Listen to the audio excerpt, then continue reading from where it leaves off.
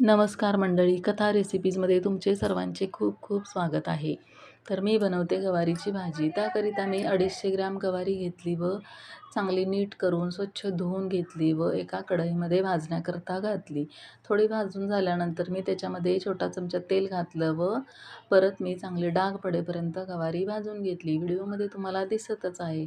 तर भाजून झाल्यानंतर गवारी मी एका ताटामध्ये काढली व तीच कढई परत गॅसवरती ठेवून मी त्याच्यामध्ये 2 चमचे तेल घातलं व बारीक चिरलेला एक मोठा कांदा घातला व अर्धा टोमॅटोही घातला बारीक चिरून व थोडंसं मीठ घातलं आणि चांगलं मिक्स करून रंग बदलेपर्यंत भाजून घेतलं. तर ही अगदी पटकन होणारी सोप्या पद्धतीने कमी साहित्यामध्ये गवारीची भाजी आपण सकाळच्या डब्याला किंवा संध्याकाळच्या स्वयंपाकामध्ये सुद्धा बनवू शकतो. भाकरीबरोबर, चपातीबरोबर ही भाजी फार छान लागते.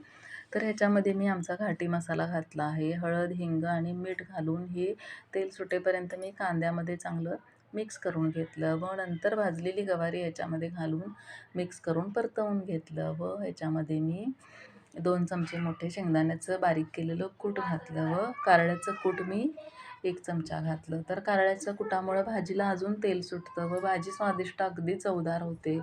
तर अगदी मुलं, मोठी माणसंसुद्धा फार आवडीने खातात.